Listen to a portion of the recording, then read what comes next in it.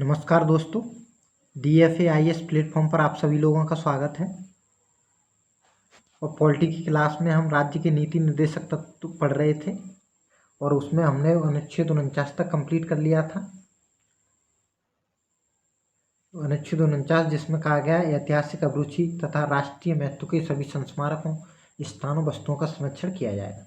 तो ये राज्य की जिम्मेदारी होगी कि वो जो भी राष्ट्रीय महत्व के संस्मारक या स्थान है उनका संरक्षण करे और उनके संरक्षण के लिए कानून का निर्माण करे, और यदि कानून का पालन नहीं होता तो उसके लिए दंड का भी निर्धारण करे। ठीक है, तो ये राज्य का कर्तव्य होगा। ठीक है, और देखिए मूल कर्तव्यों में भी है कि राष्ट्रीय महत्व के जो भी संस्मारक स्थान है उनका संरक्षण किया जाए। तो हम सब जो देश के नागरिक हैं उनकी भी जिम्मेदारी है ये कि हम उनका संरक्षण करें, किसी प्रकार से उन्हें आहत न करें और ठेस न पहुँचाएं।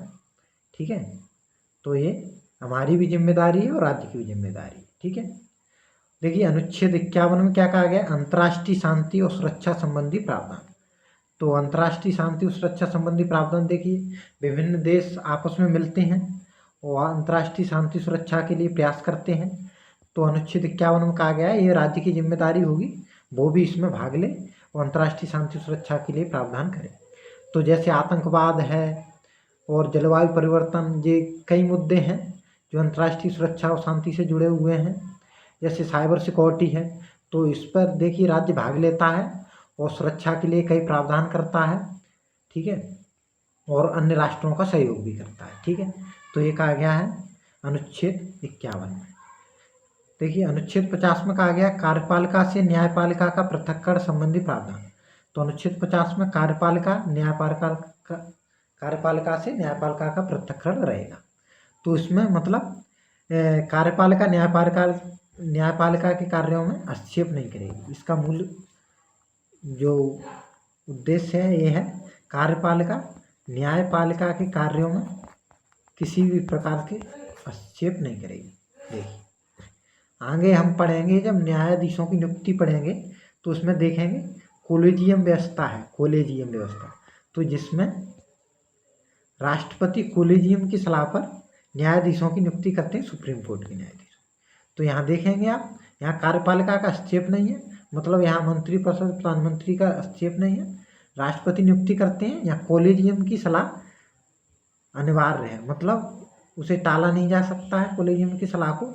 तो इस प्रकार देखेंगे आप कि यहाँ कार्यपालिका का हस्तक्षेप नहीं है। जबकि अन्य अधिकारियों की नियुक्ति देखेंगे आप तो यहाँ कार्यपालिका करती है अन्य अधिकारियों की नियुक्ति।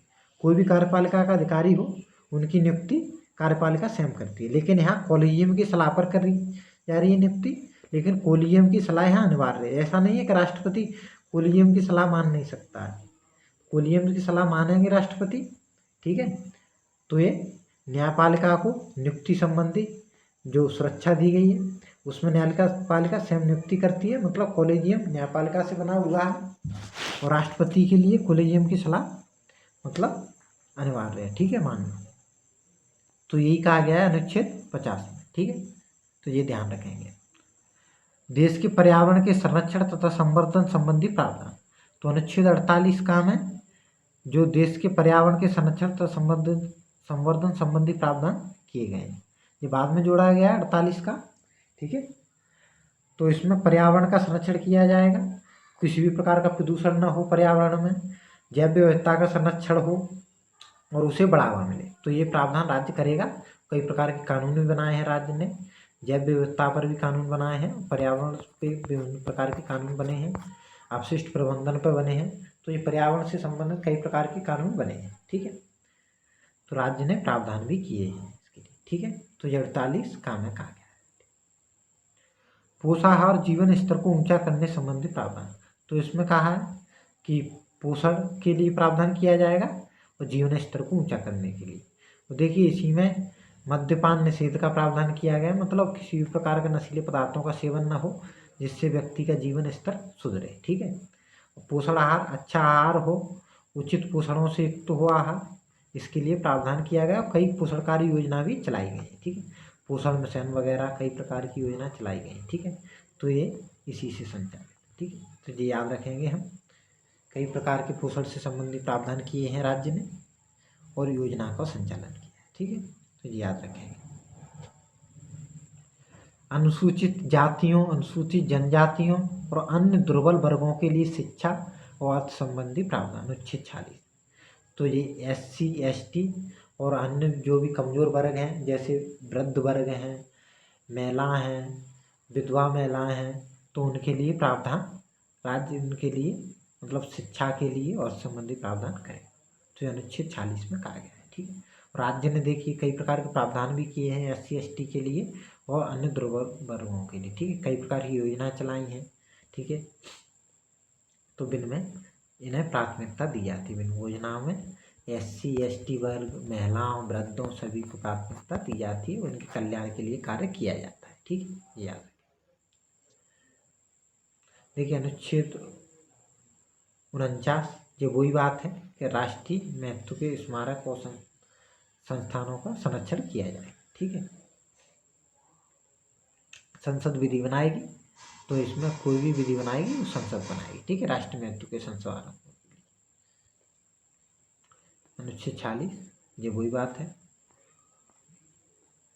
अब देखिए राज्य के नीति निर्देशक सिद्धांत हैं, उन्हें 3 भागों में विभाजित किया गया है। देखिए समाजवादी सिद्धांत है, गांधीवादी सिद्धांत है, उदार बौद्धिक सिद्धांत। समाजवादी सिद्धांत मतलब समाज के कल्याण से संबंधित सिद्धांत है कि समाज के कमजोर वर्ग हैं और जो समाजवाद से संबंधित है वो सिद्धांत। ठीक है। ठीक है। गांधीवादी सिद्धांत मतलब ऐसे विकेंद्रीकरण, पंचायतों से संबंधित प्रावधान। ठीक है। और SC ST आदि से संबंधित प्रावधान, मद्यपान निषेध, ये सब गांधीवादी प्रावधान। उदार बौद्धिक सिद्धांत है, कोई भी उदार बौद्धिक मतलब जो इन दोनों सिद्धांतों में सम्मिलित नहीं है वो उदार बौद्धिक सिद्धांत है। जैसे अनुच्छेद 44 में समान नागरिक संहिता, अनुच्छेद 44 में देखिए यहाँ अनुच्छेद 44 आया नहीं है। देखिए मैं बता देता हूँ, अनुच्छेद 44 में है समान नागरिक संहिता, समान नागरिक आर्टिकल 44 में है समान नागरिक संहिता। ठीक है। ये याद रखेंगे अनुच्छेद 44। देखिए गांधीवादी सिद्धांत ये बताए गए हैं, गांधीवादी सिद्धांत ये देखिए इसके अंतर्गत नीति निर्देशक सिद्धांतों के निम्नलिखित अनुच्छेदों को शामिल किया जा सकता है। ठीक है। देखिए अनुच्छेद 40 है ग्राम पंचायतों को संगठित करना। तो देखिए ग्राम पंचायतों से जो संबंधित प्रावधान है वो गांधीवादी सिद्धांत में, क्योंकि गांधी जी विकेंद्रीकरण के समर्थक थे, विकेंद्रीकरण। ठीक है। और विकेंद्रीकरण का मूल जो आधार होता है वो पंचायतों की शक्तियाँ और सुदृढ़ता होता है। ठीक है। मतलब पंचायतों को दृढ़ बनाया तब विकेंद्रीकरण प्राप्त होता है। ठीक है। तो गांधी जी विकेंद्रीकरण में विश्वास रखते थे, इसलिए अनुच्छेद 40 में ग्राम पंचायतों को संगठित किया गया है। जो प्रावधान है ये गांधीवादी सिद्धांत से है। ठीक है। अनुच्छेद 43 में ग्रामीण क्षेत्रों में कुटीर उद्योगों को प्रोत्साहन देना। तो ये अनुच्छेद 43 में कहा गया है कि ग्रामीण क्षेत्रों में कुटीर उद्योगों को प्रोत्साहन दिया जाएगा। ये गांधी जी आपने देखा होगा, पढ़ा होगा आपने इतिहास में, अब नहीं पढ़ा है तो हम जब आगे हिस्ट्री की क्लास में जब आधुनिक भारत पढ़ेंगे तो हम पढ़ेंगे हम गांधी जी ने देखिए ग्रामीण क्षेत्रों में उद्योगों को बहुत प्रोत्साहन दिया है। कुटीर उद्योग हैं जैसे खादी है, ठीक है, खादी है, हस्तशिल्प से संबंधित उद्योग हैं, उन्हें बहुत प्रोत्साहन दिया था। जो आंदोलन चल रहा था उस समय गांधी जी ने उन उद्योगों को बहुत प्रोत्साहन दिया था, स्वदेशी कहा था कि स्वदेशी को बढ़ावा दें। तो ये उसी से है कि ग्रामीण क्षेत्रों में कुटीर उद्योगों को प्रोत्साहन देना ये गांधीवादी सिद्धांत से मेल खाता है। ठीक है। ये बात हम ध्यान रखें। अनुच्छेद 43 ख में कहा गया है सहकारी समितियों के स्वैच्छिक गठन, स्वायत्त संचालन, लोकतांत्रिक नियंत्रण आदि।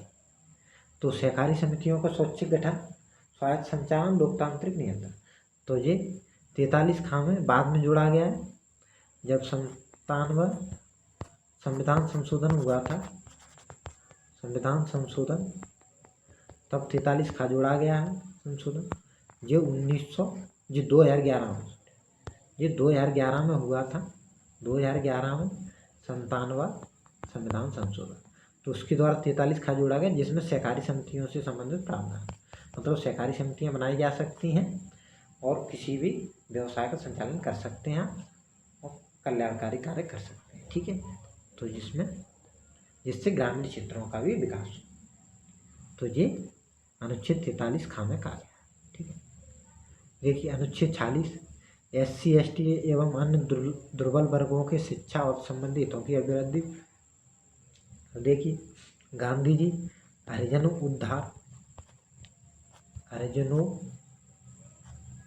उद्धार के समर्थक थे, तो हरिजनों का कल्याण करना चाहते थे। तो इसी से शक्तियाँ हैं कि अनुसूचित जाति जनजाति दुर्लभ वर्गों के लिए अर्थ संबंधी हितों की अभिवृद्धि। तो ये इसी से शक्तियाँ हैं। ठीक है, स्वास्थ्य के लिए नुकसानदायक नशीली दवाओं मदिरा उद्देश्य से भिन्न औषधियों पर प्रतिबंध। तो गांधी जी कहते थे किसी भी प्रकार का नशीले पदार्थों का सेवन न किया जाए, नशीले पदार्थों पर पाबंदी हो। ठीक है, तो ये गांधीवादी सिद्धांत। गाय बछड़ा तथा अन्य दुधारू पशुओं की बलि पर रोक और उसकी नस्लों में सुधार को प्रोत्साहन। तो देखिए गाय बछड़ा अन्य दुधारू पशुओं की बलि पर रोक लगाई जाए और उनकी नस्लों में सुधार हो। ठीक है,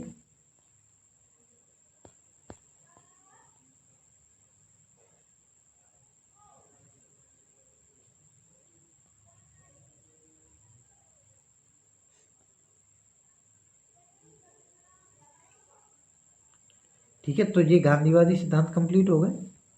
और इसमें उदार बौद्धिक में देखिए आप जो मूल है वो है आर्टिकल 44 यूनिफॉर्म सिविल कोड। इसमें जो अब रिटें रह गई हैं, रिटें वगैरह ये देखिए 32 है 226 के अंतर्गत। तो ये देखिए उत्प्रेषण प्रतिषेध प्रमादेश अधिकार सुरक्षा, तो ये क्लास में और लेंगे हम, उसमें कंप्लीट कर लेंगे इसे। ठीक है, तो ये हो गए हैं। और समाजवादी और जो वो हैं उदार बौद्धिक वाले नीति निर्देशक सिद्धांत, हम उनके बारे में थोड़ा पढ़ लेंगे। ठीक है, तो ये क्लास में कंप्लीट हो जाएंगे जो बनना है वाले। ठीक है, फिर इसमें ये क्लास हम लेंगे, उसमें जो मेंस के लिए इम्पोर्टेंट है वो कर लेंगे। ठीक है, देखिए आप लोग कम लोग देख रहे हैं वीडियो को, क्या बात है कि देखिए हम व्यवस्थित तरीके से तैयारी करा रहे हैं आप लोगों को, यहाँ व्यवस्थित तरीके से।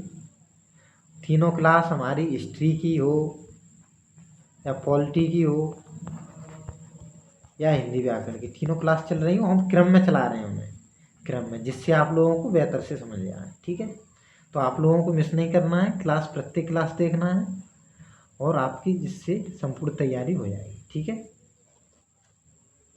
चैनल को सब्सक्राइब नहीं किया है तो आप लोगों को चैनल भी सब्सक्राइब कर लेना है। ठीक है, ऐसे ही हमारी क्लास चलती रहेगी, बस आप लोगों का सहयोग है कि आप लोग वीडियो को देखता रहें। ठीक है, यदि कोई परेशानी आती तो आप लोग कमेंट भी कर सकते हैं। ठीक है, तो कमेंट करके बता दीजिए करिए कि ये समस्या है, तो मैं अगली क्लास में उसे बता दूंगा। ठीक है, धन्यवाद।